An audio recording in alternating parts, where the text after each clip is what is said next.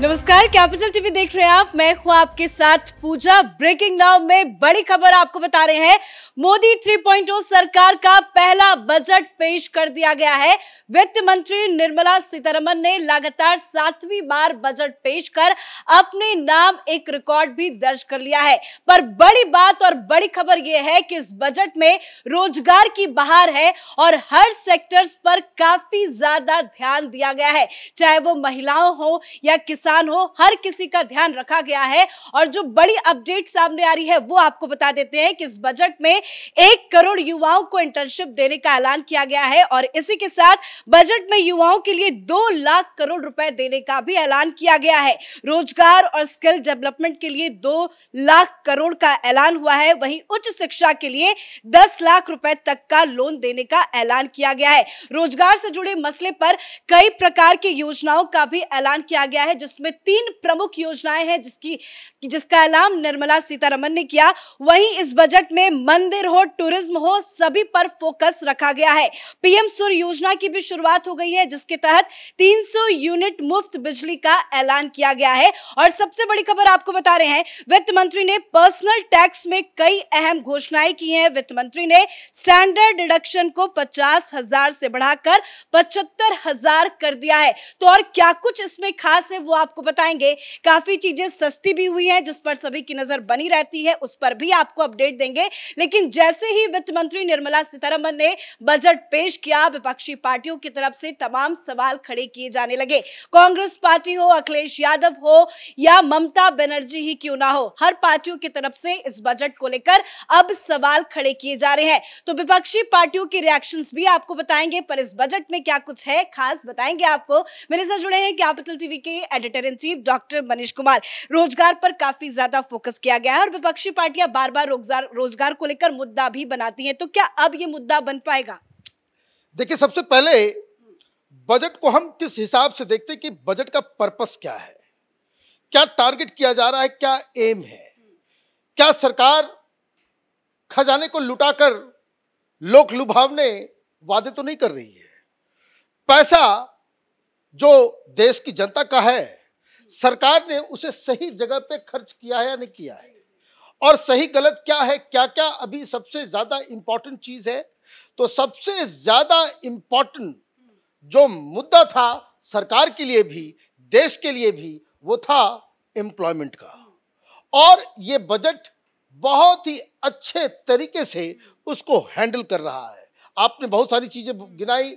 मुद्रा लोन्स, जिसके जरिए लोग पैसे लेकर के अपना बिजनेस, अपना रोजगार शुरू करते हैं, वो 10 लाख से बढ़ा करके 20 लाख रुपए कर दिया गया है। ये एक बहुत बड़ी चीज है। और सबसे बड़ा आंकड़ा जो सामने आया है कि जो फिस्कल डिफिसिट है, मतलब सरकार खजाने को लुटा तो नहीं रही है। बहुत सारी सरकारें हैं, कांग्रेस पार्टी सरकार जीत के आई, कर्नाटक के अंदर, हिमाचल के अंदर, पंजाब में जैसे आम आदमी पार्टी है, वो लुटा रहे हैं।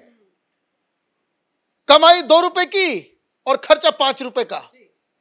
तो ये क्या है, किसी भी राज्य के जो इकोनॉमिक हेल्थ के लिए वो ठीक नहीं होता।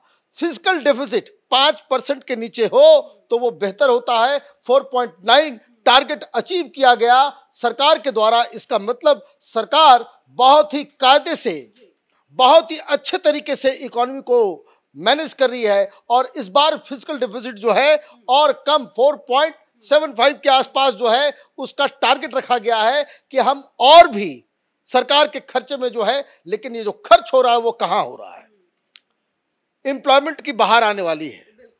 बहुत नौकरी नौकरी नौकरी नौकरी कर रहे थे और इसलिए जो विपक्ष है वो उसकी बोलती बंद हो गई है कि जो जो मुद्दे उन लोगों ने उठाए थे, उन सारे तमाम मुद्दों को इस बजट में बहुत ही कायदे से एड्रेस किया गया है। साथ ही साथ पॉलिटिकली इंस्टेबिलिटी लाने के लिए जो तमाम तरह के बयान, जो कांग्रेस पार्टी और के सरकार नहीं चलेगी, नहीं टिकेगी।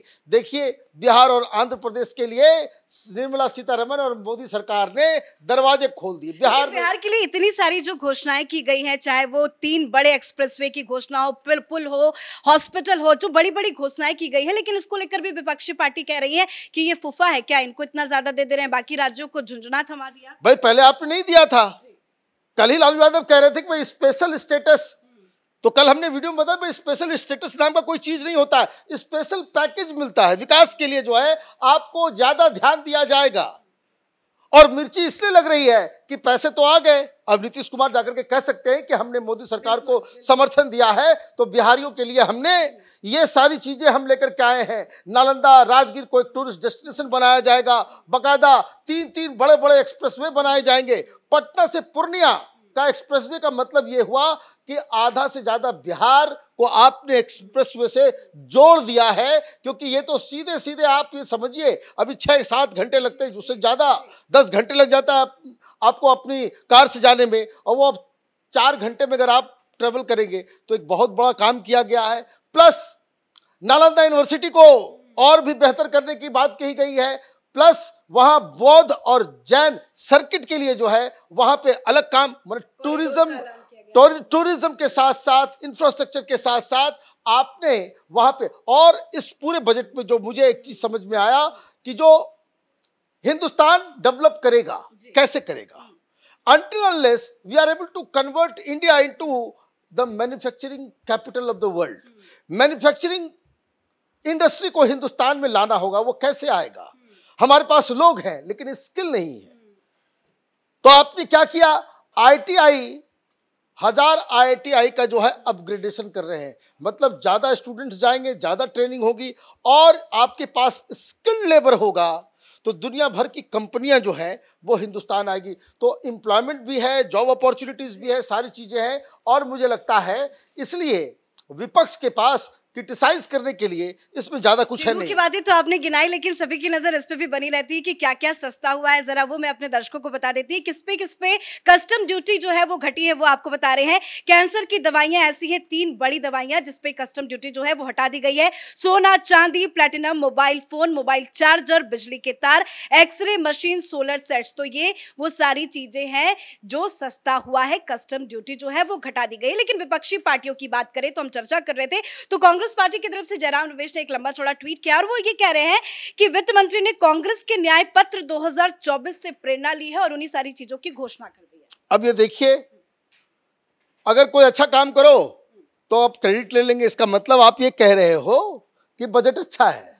ये क्रिटिसिज्म कहां से हुआ? आप ये कह रहे हो कि इसमें जो कट एंड पेस्ट जो है किया गया है, हमने जो वादा किया था वो मोदी सरकार पूरा कर रही है, तो तब तो तारीफ आपको करनी चाहिए, तब तो क्रिटिसिज्म का कोई गुंजाइश नहीं है। तो ये चलिए, आपने कांग्रेस पार्टी ने ये मान लिया कि ये बजट अच्छा है, मुबारकबाद हो भाई, आप यही तो अच्छा काम हो रहा है तो आप उसको तारीफ करें, ठीक है, आप क्रेडिट ले लो कि भाई हमारे न्याय पत्र के अंदर था। लेकिन आपको ये कहना तो पड़ेगा कि इसका मतलब ये हुआ कि बजट जो है राइट ऑन द टारगेट है। और बिहार को जो इतनी सारी घोषणाएं की गई है, बिहार को इतना जो पैकेज मिला है और आंध्र प्रदेश को मिला है, उसको लेकर अखिलेश यादव कटाक्ष कर रहे हैं। वो कह रहे हैं कि ये सरकार कभी भी गिर सकती थी, बचाने के लिए ये बजट लाया गया है, तभी बिहार को और आंध्र प्रदेश को बजट में खास तरजीह दी गई है। और वो ये कह रहे हैं कि ये सरकार बचाओ बजट है। मुझे ये समझ में नहीं आता है कि why some people are so interested in destabilising India. आप क्या चाहते हो देश, मैंने आप मुझे समझ में, राजनीति अपनी जगह पे, चुनाव हो गया, एनडीए चुनाव लड़ी, 293 सीटें आ गई, 5 साल ये सरकार चलेगी। मुझे ये समझ में नहीं आ रहा है, ये कुछ ओपिनियन मेकर्स, कुछ यूट्यूबर्स, कुछ पत्रकार, कुछ पॉलिटिकल पार्टीज, कुछ बड़े बड़े लीडर, वो सवेरे सवेरे उठते हैं, भगवान से जो आरती उतारते हैं, वो कहते हैं कि सरकार जो है खत्म हो जाए। मैंने, आप इस देश को डिस्टेबलाइज करना चाहते हो, आप इसको डिस्टेबलाइज करना चाहते हो। आप तो यही डील दे रहे थे कि नीतीश बाबू हमारे साथ आ जाओ, आपको मुंह मांगा जो है प्रधानमंत्री का भी पद देंगे, आपको जो है सब कुछ करेंगे, ये ऑफर तो आप लोग भी दे रहे थे। तो ये देखिए, बिहार को लेकर के जो बजट में सैंक्शन किया गया है, आप ये लोग बिहार नहीं जानते, बिहार नहीं जानते। बिहार के लोग पंजाब, हिमाचल, हरियाणा, महाराष्ट्र, गुजरात जाते हैं, उनको ये एक हीन भावना से गुजरना पड़ता है कि ये राज्य कितने आगे निकल गए, हम कितना पीछे हैं। तो भाई, कोई पीछे रहेगा और सरकार के साथ भी रहेगा तो वो अपना हिस्सा नहीं लेगा। तो मुझे लगता है कि राइट डिसीजन है। वो कहते हैं भाई, हाथी चले बाजार और डस भौंके हजार। कुछ सिमिलर रिएक्शन जो है वो टीएमसी का भी आया है। वो कह रहे हैं ये कुर्सी बचाओ बजट है। भाई, टीएमसी को तो कुछ भी कहने का अधिकार है, ममता बनर्जी तो इस देश में कोई मुख्यमंत्री नहीं, खुद को प्रधानमंत्री समझती है। वो हिंदुस्तान के साथ अच्छा रिश्ता रखना चाहती है। बंगाल का पता नहीं क्या क्या वो बयान देते। तो टीएमसी वालों के बारे में कुछ कहना ना कहना, वो बात उसकी कोई की जरूरत नहीं है, क्योंकि सबसे बड़ी चीज ममता बनर्जी को बंगाल देखना चाहिए कि बंगाल किस गुर्बत में सड़ रहा है, किस तरीके से वहां अनएम्प्लॉयमेंट से लेकर के कौन सा ऐसी बीमारी बंगाल को नहीं लगी हुई है जिसके ऊपर उनको ध्यान देना चाहिए। कांग्रेस पार्टी एक लाइन खींचने की कोशिश कर रही है। हालांकि अभी तक तो राहुल गांधी का कोई बयान सामने नहीं आया, लेकिन तमाम नेता जो हैं वो ये कह रहे हैं कि बजट के जरिए पीएम उन करोड़पतियों की मदद करेंगे जो उनके बेहद करीबी हैं। देखिए, ये घिसा पीटा डायलॉग, राहुल गांधी को बजट, आपने कहा कि भाई उनका बयान नहीं आ रहा, भाई बजट उनको समझ में आएगा तब तो बयान देंगे। उनको कोई लिख करके दे देगा, कोई उनके बदले कोई दूसरा व्यक्ति ट्वीट करता है। वो पूरा एक एजेंसी बैठी हुई है, वहाँ पे लोग बैठे हुए हैं जो उनके नाम से ट्वीट करते हैं। उनके पास तो उनका पासवर्ड भी नहीं होता। तो वो जो कोई भी होगा वो ड्राफ्टिंग चल रहा होगा। राहुल गांधी को इन सब चीज़ों से मतलब नहीं है। उनका रटा रटाया ये है कि भाई वो 4 दोस्त हैं, ये 3 दोस्त हैं। तो भाई दोस्त हैं तो उन्हीं दोस्तों के यहाँ तुम्हारे नेता ठुमका लगाने के लिए क्यों गए थे? हैं? भोज खाने के लिए तो पत्तल चाटने के लिए सारे कांग्रेसी वहां लाइन लगा करके खड़े थे। और अभी जब बजट पास होता है तो आपको ये डायलॉगबाजी करने को आप अपने पार्टी को संभालिए। पार्टी वाले को बोलिए कि उन दोस्तों के पास नहीं जाए। भाई आपकी सरकार थी राजस्थान में, गहलोत थे आपके मुख्यमंत्री, तो क्यों आप उनके दोस्तों को बुला लिया अपने यहाँ काम करवाने के लिए? छत्तीसगढ़ में आपकी सरकार थी, क्यों इन्विटेशन दिया? क्यों ममता बनर्जी इन्वाइट करती है? भाई ये मुझे समझ में नहीं आता है। मुकेश अंबानी और अखिलेश यादव के रिश्ते क्या छिपे हुए हैं? अंकल अंकल कहते हैं ये लोग। तो ये तमाशा करना ये लोग बंद करें। और मुझे लगता है कि ये बजट एक अच्छा बजट आया है। विपक्ष को भी स्वीकार करना चाहिए। जो स्वीकृति वो जयराम रमेश ने दे दी है कि भाई हमारे यहाँ से चुरा करके जो है वो डाल दिया गया है, मैं तो इसे तारीफ ही समझूंगा, इससे क्रिटिसिज्म नहीं समझूंगा। धन्यवाद सर बातचीत के लिए। तो मोदी सरकार 3.0 का बजट पेश कर दिया गया है। निर्मला सीतारमण ने बजट पेश कर दिया और बड़ी बात यह है कि इस बजट में रोजगार पर काफी ज्यादा ध्यान दिया गया है। रोजगार की बहार है, हर सेक्टर्स पर खास फोकस रखा गया है। बिहार हो या आंध्र प्रदेश, उसे भी बड़ी बड़ी सौगातें मिली है, लेकिन विपक्षी पार्टियों की तरफ से इस पर सवाल खड़े किए जा रहे हैं। पर विपक्ष इस बजट को लेकर बैकफुट पर आ गया है। इस बड़ी खबर में मेरे साथ फिलहाल इतना ही। कैमरा पर्सन रवि के साथ मैं पूजा, क्या पटल टीवी।